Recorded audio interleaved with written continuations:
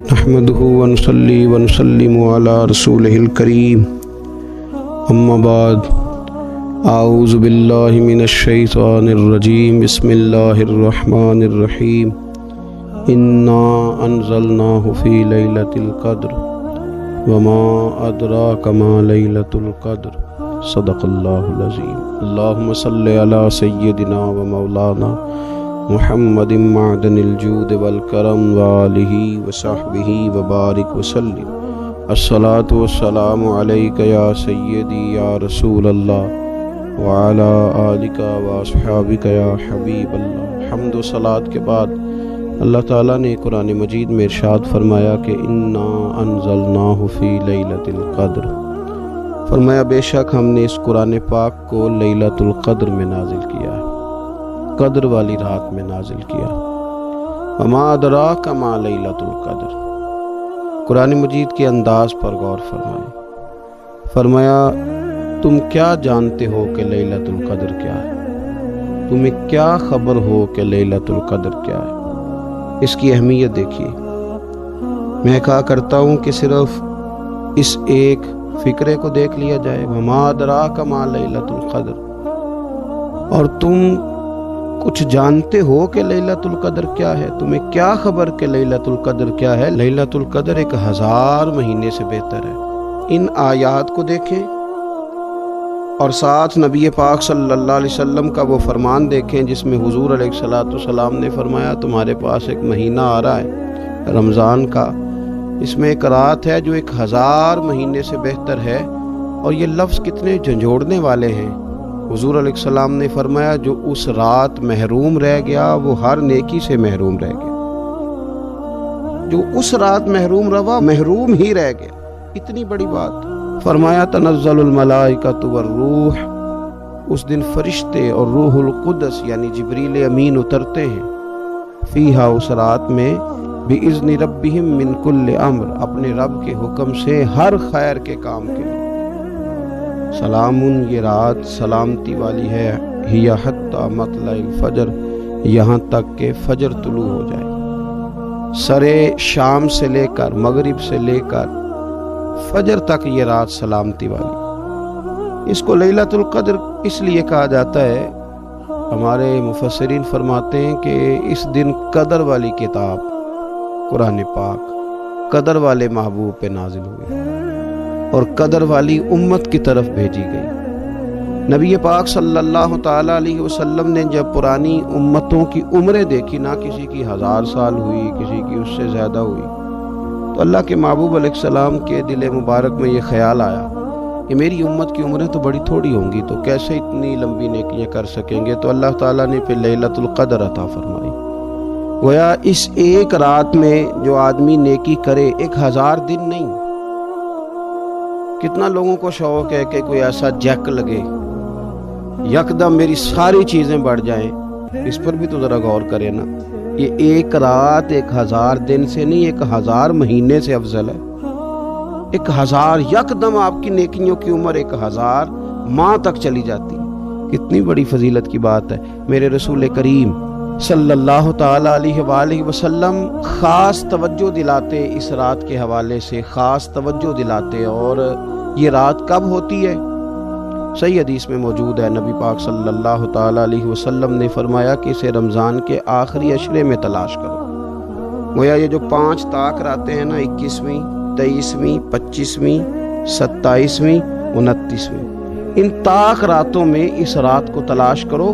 اس رات اللہ کے فرشتے نازل ہوتے ہیں، آسمان دنیا پر، زمین پر فرشتے اترتے ہیں، حضرت جبریل امین علیہ السلام انہیں لے کر کے آتے ہیں، اور فرشتے کیا کرتے ہیں کہ جو بندہ اس رات اللہ کی یاد میں موجود ہو، جو بندہ اللہ تبارک و تعالیٰ کے ذکر میں موجود ہو، جو بندہ اس دن اللہ تبارک و تعالیٰ کی بارگاہ میں کسی بھی طور پر حاضر ہو، فرشتے اس کے لیے دعائے مغفرت بھی کرتے ہیں اور رب کی بارگاہ میں التجائے رحمت بھی کرتے ہیں، اور ایک روایت میں ہمیں یوں بھی ملتا ہے کہ فرشتے اسے مصافحہ بھی کرتے ہیں، ہاتھ بھی ملاتے ہیں۔ دیکھیے نا کتنی سعادت مندی ہے کہ انسان عبادت کر رہا ہو اور فرشتے اس کی زیارت کو آئیں۔ ہمارے صوفیاء فرماتے ہیں تو پکا پروگرام بنا لے عبادت کا، فرشتے کئی بار تیری زیارت کو آیا کریں گے۔ اور پھر ایک اور بات یہاں بڑی قابل توجہ ہے کہ انسان جب محسوس کرتا ہے نا مجھے کچھ دیکھ رہا ہے تو ذرا اس کی عبادت کا انداز بھی تھوڑا تبدیل ہو جاتا ہے. تو اگر یہ ذہن ہو ہمارا کہ ہمیں فرشتے دیکھ رہے ہیں اور وہ والی مخلوق دیکھ رہی ہے جو ہماری ڈائری ڈائریکٹ لے جا کے ہمارے رب کی بارگاہ میں پیش کرے، تو پھر کچھ زیادہ ہی توجہ مسلمان کی ہونی چاہیے، زیادہ ہی انہماک ہونا چاہیے، وہ کھو جائے. ٹھیک ہے ہم کمزور بھی ہیں، ہمارے اندر کچھ پریشانیاں بھی ہیں، ہماری بیماریاں بھی ہیں، ہم لاغر بھی ہیں، ضعف بھی آ جاتا ہے، تھکاوٹ بھی ہمیں آ لیتی ہے، لیکن لمبی تو بات ہی کوئی نہیں، 5 تو طاق رہتے ہیں. حضرت سیدہ عائشہ صدیقہ رضی اللہ تعالیٰ عنہ ارشاد فرماتی ہیں کہ جب رمضان کا آخری عشرہ شروع ہوتا تھا نا تو نبی پاک اپنی کمر کس لیتے تھے عبادت کے لیے، خود بھی رات کو اٹھتے تھے، ہمیں بھی جگاتے تھے. کیونکہ سونے کے دن تو نہیں ہے، تو جاگنے کے دن ہے. ساون کی کالی راتوں میں جب بوندا باندی ہوتی ہے وہ راتوں کو اٹھ اٹھ روتے ہیں جب خلقت ساری سوتی ہے. یہ رب کے بندوں کی شان ہے. اور ویسے بھی درویش کہتے ہیں کہ رات پوے تے بے درداں نو نیند پیاری آوے، درد منداں نو تے یاد سجن دی سوتیاں بھی آن جگاوے. تو یہ وقت ہے خاص، اس خاص وقت اس بات کی طرف ضرور توجہ کرنی چاہیے. اور یہ جو کہا گیا نا کہ فرشتے نازل ہوتے ہیں بِإِذْنِ رَبِّهِمْ مِنْ كُلِّ امر، اللہ کے حکم سے آتے ہیں اور ہر کام کے لیے، ہر امر خیر کے لیے آتے ہیں.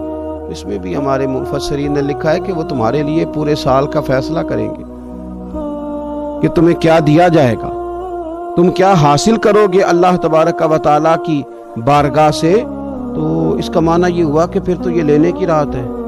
ایسا نہ ہو کہ فرشتے آئے ہوں رب کی بارگاہ سے یہ پیغام کرم ہو کہ دینا ہے اور لینے والے سو رہے ہوں، وہ آرام میں ہوں. تو یاد رکھیں خیرات اسی کے پیالے میں آتی ہے جس کا پیالہ سیدھا ہوتا ہے، اور اگر پیالہ ہی سیدھا نہ ہو تو خیرات پھر پیالے میں نہیں آیا کرتی. تو پھر اس کو جو کہا گیا نا کہ یہ سلامتی والی ہے، تو اس میں ایک اور بات بھی ہمارے پھر مفسرین نے لکھی ہے کہ اس رات شیطان تو ویسے ہی قید ہے، اس رات بندے کا نفس بھی نہیں اسے تنگ کرتا. یہ طاق راتیں اتنی حسین ہے کہ تھوڑی سی بندہ ہمت کرے تو اللہ عبادت کے لیے اس کے دل کو قرار عطا کر دیتا ہے، اسے سکون ملتا ہے، طبیعت ٹھنڈی ہو جاتی ہے اور وہ بڑے ذوق کے ساتھ اللہ کی عبادت کرتا ہے. خوب بیداری کا مظاہرہ کریں طاق راتوں میں. میں نے رمضان سے پہلے مشورہ دیا تھا کپڑے وقت پہ خرید لو عید کے، اور وقت پہ سلا لو اور وقت پہ چیزیں لے لو. یہ جو خاص دن ہیں عبادت کے یہ لوگوں کے بازاروں میں گزر جاتے ہیں. یہ زیادہ تر وقت ہمارا خریداری میں اور شاپنگ میں اور ایسے مہمل کاموں میں صرف ہو جاتا ہے کہ جن کی وجہ سے یہ خاص چیزیں جو ہمیں میسر آنی تھی ان سے ہم کئی دفعہ رہ جاتے ہیں. تو اس رات کرنا کیا ہے؟ زیادہ سے زیادہ کھڑے ہو کے رب کی عبادت کریں، قرآن شریف کی تلاوت کریں، استغفار پڑھیں. سیدہ طیبہ طاہرہ حضرت عائشہ صدیقہ رضی اللہ تعالی عنہا نے عرض کی یا رسول اللہ اگر مجھے یہ رات مل جائے تو کیا پڑھوں؟ تو فرمایا عائشہ تم یہ دعا مانگنا، اللہم انک عفو، اے اللہ بے شک تو درگزر کرنے والا، تحب العفو، اور تو درگزر کرنے کو پسند بھی کرتا ہے، فاعف عنی، ہم سے بھی درگزر فرما، ہمارے گناہوں کو معاف فرما. یعنی اس رات اللہ سے درگزر کا سوال کریں. جو لوگوں کے سامنے اپنی خطائیں ہوتی ہیں وہ تو ویسے بیچارے ہر وقت معافی مانگتے رہتے ہیں. جن کے پیش نظر اپنی غلطیاں ہوتی ہیں، جو اپنے رب کریم کی بارگاہ میں حاضر ہونے کا ارادہ رکھتے ہیں صاف ستھرا ہو کر، وہ تو ویسے ہی معافی کے طلبگار ہوتے ہیں. تو یہ تو خاص چانس ملا ہے معافی مانگنے کا. تو بالکل سستی کا مظاہرہ نہ کریں، بالخصوص وہ لوگ جو اعتکاف میں موجود ہیں. نیند تو کسی وقت بھی آ جاتی ہے، آپ دوپہر کو بھی ذرا چپ کر کے لائٹ آف کریں تو یہ آ ہی جاتی ہے. آپ سر شام بھی تھوڑا سا کھانا کھانے کے بعد اگر کمر سیدھی کرنے کو بھی لیٹ جائیں تو نیند تو پھر بھی آ ہی جاتی ہے. لیکن یہ سنہری قسم کے ایام ہیں، سختی نہیں، پابندی نہیں، فرض نہیں، لیکن اگر شوق کے ساتھ، ذوق کے ساتھ، توجہ کے ساتھ. میں ایک مثال دیا کرتا ہوں کہ یہ ہمارے پاس قیمتی دن ہے رمضان کے، ایک عمل کا ثواب 70 کے برابر ہے. جس طرح انسان کے پاس کوئی چیز تھوڑی دیر کے لیے آئے تو اس نے جانا ہو تو لوگ اس سے زیادہ فائدہ اٹھانے کی کوشش کرتے ہیں. دیہاتوں میں نا غریب گھروں میں استری نہیں ہوتی تھی، ہر گھر میں نہیں ہوتی تھی، تو کسی پڑوس سے استری لے کے آتے تھے تو بوڑھے لوگ یہ کہا کرتے تھے کہ زیادہ کپڑے استری کر لو، استری واپس کر دیں. جس چیز کو واپس کرنا ہو تھوڑی دیر کے لیے ہمارے پاس ہو، اس سے زیادہ لوگ نفع لینے کی کوشش کرتے ہیں، تو یہ تو تھوڑے دن باقی رہ گئے، طاق راتیں تھوڑی رہ گئی، زیادہ نفع لینے کی کوشش کریں۔ اللہ تعالیٰ اس سال جب فرشتے لیلۃ القدر پہ آئیں تو وہ امت مسلمہ کے لیے ایسا رحمت کا پیغام لے کے آئیں کہ دین پھر سے غالب ہو جائے، اسلام پوری دنیا کے اندر اپنے غلبے کے ساتھ سامنے آ جائے، کفر کا، ظلم کا، زیادتی کا، جبر کا ہمیشہ کے لیے خاتمہ ہو جائے۔ اور اللہ تعالیٰ اس سال لیلۃ القدر میں جن لوگوں کو معاف کرے گا، رب کریم ہم سب کے نام اس میں شامل فرمائے۔ آخر دعوانا ان الحمدللہ رب العالمین۔